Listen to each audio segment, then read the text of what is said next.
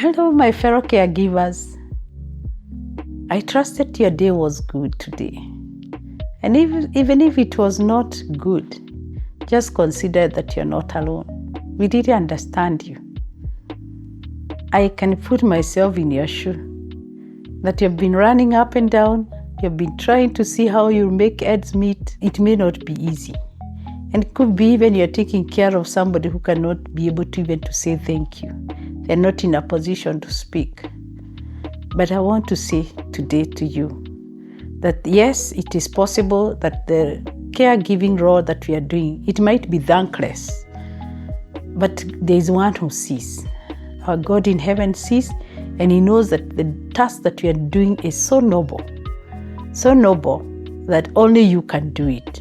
And you are so strong that only you who has the strength to do it. So get it from me that I value your work, and I know that which you are doing is just because you have been given that role, for you are capable of doing it and doing it well.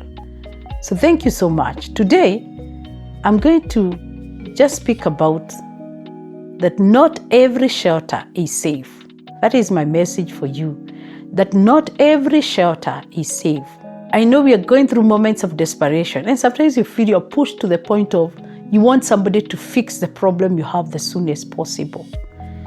And maybe those reliable sources that you are aware of, maybe they are not there for you.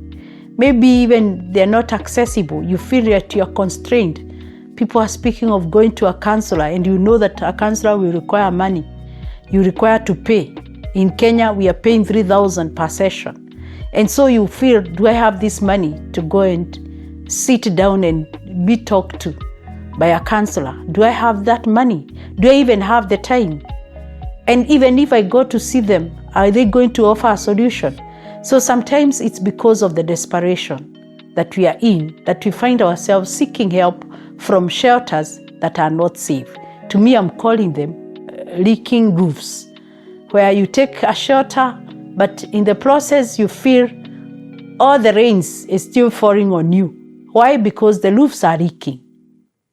So in other words, the place you could have gone to seek help from might not be very safe for you, and it could be troubling. But you may realize it very much later, when you have spent a lot of energy, you have spent a lot of time, when you have waited and you feel you are very confused. So possible places where our many caregivers will run to is that you get into even to addiction. They will get into being alcoholic just because they want to run away from the problem that they are in of caregiving. Some will even run to false prophets. They will go to diviners. Those who promise them instant help. They will promise them instant solutions. And so they will run there. Others will get into toxic relationships. Somebody who has promised that if you walk with me, I'm going to help you, I'm going to guide you. And this is just because of the overwhelming challenge that we have at hand. Another thing is, in our community, especially in our African community, there is that which we call illusion of control. Somebody will tell you that I'll fix this problem the soonest possible. They will say, do this, and this will not happen again. So that provision of a solution that looks like it is fast coming, it makes caregivers to run there. You feel you want to know, why is my child in this state? Why is my mother in this state? And in the process, people take advantage of you because of the vulnerability. You are vulnerable. I believe that as caregivers, we can cushion ourselves so that we don't get there. As caregivers, we can cushion ourselves against this because there are consequences of it. One, it will bring emotional stresses, emotional consequences, where it can heighten the anxiety that you are waiting for this problem to be solved, but it's not getting solved. You thought that you're going to a place where the solution will be found, but in the process, other problems come in. The other thing is you get spiritually confused.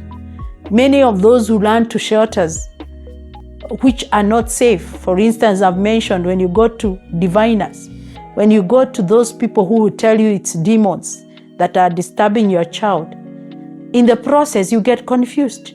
You don't know where is what. You have no idea how demons look like. You even do not know the sources of the demons. So you find that because you've been told your child has demons, even you demonize your child.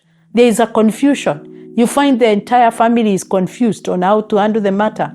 They even may tell you that the reason why your child is the way they are, or the person you're taking care of is the way they are, it's because of, as a result of what happened. In Kenya, we talk about waganga. So they may tell you this is what happened. Your sisters, your brothers, you are cut off from relationship.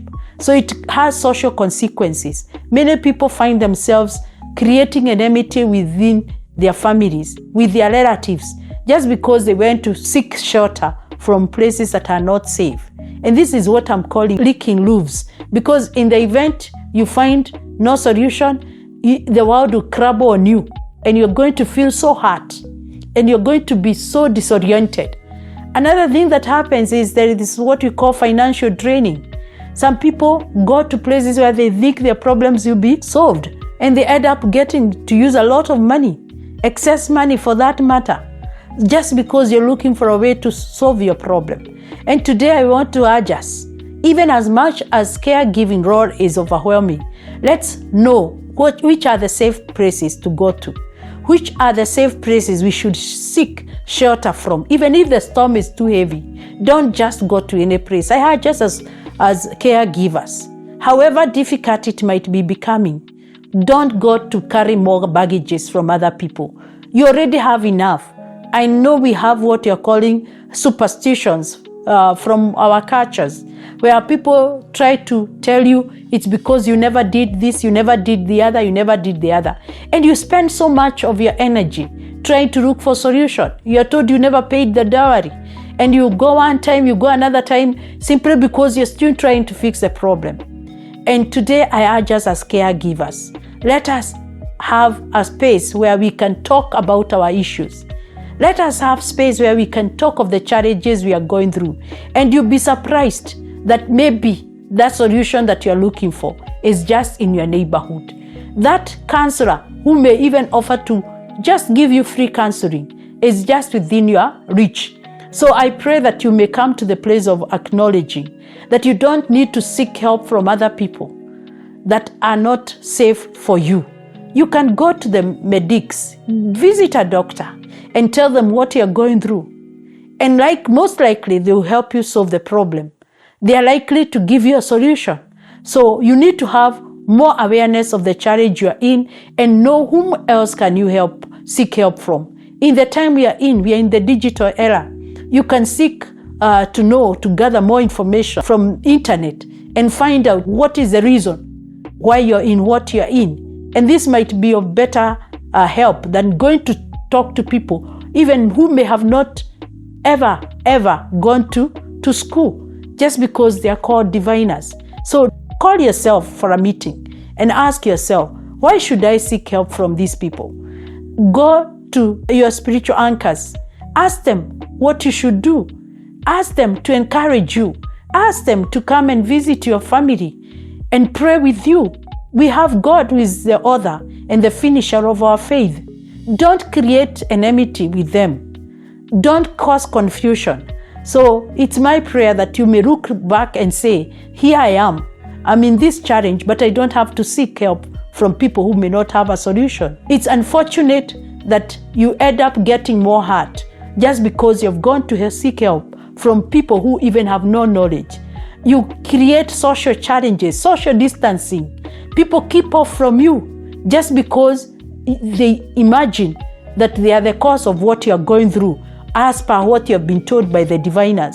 You've been told that your parents could be the cause of the problem you're in. You've been told your in-laws could be the cause of the problem you're in. And you create enmity. I know of people that even stopped going to church just because they were told, no, those people in the church leadership are the ones who caused your child to be where they are. Let us rethink and be wise, such that we can now look for places that might be safe for us. And I want to say this, your help will only come from the Lord. Just what the psalmist said, my help comes from the Lord. And that challenge that we are in, even though it takes years, I still believe that God will give us peace. I know what you need right now is peace. What you need right now is His help, where He can intervene in different ways that you have never even thought or even imagined. So let you know that God still is the ultimate solution to your problem. He is the ultimate solution to that which you are going through, which you feel is a burden in your life. Don't subject yourself to more torture. Already we have had enough. My caregiver, I think we are carrying enough of what we have. We don't need to go to other people to increase our burdens, to add on to our baggages, to tell us it is so and so, to tell us it's because you never did the other, to tell us it's because you have done this and this. You already have enough of what you're going through. Don't go for more of problems. Don't go for more trouble. Just relax. Call on us who are available to hear you and to listen to you. I'm here as a counselor. I'll listen to you. I'm here even as a mediator. I can help you link up with the people that you may have broken relationships with. So you don't have to struggle. Just know that there are people who can offer solution. I urge us to build circles of trust. Don't go to leaking roofs. Don't look for shelters that are not safe. Build circles of trust. Get a friend whom you can talk to. Get a person whom you can walk with and tell them what you feel every day. They may have the solution for you, or they may connect you to other people that might help you. We need not to be drained further, socially, spiritually, and every other area of our lives. Already what we are doing is enough and is sufficient. We need not to add any more trouble. I'm happy that I've reached to you on the message of not all shelters are safe. Thank you, and may God bless you as He directs you on where you should seek help from. But I want to assure you, you are good to go. You're good in that role that you're doing. You have the strength, you have the energy. Rise up and come out of that pit that the enemy may have wanted to throw you into. You are equal to the task and you can do it. You are strong enough. Thank you for listening to me. Asante.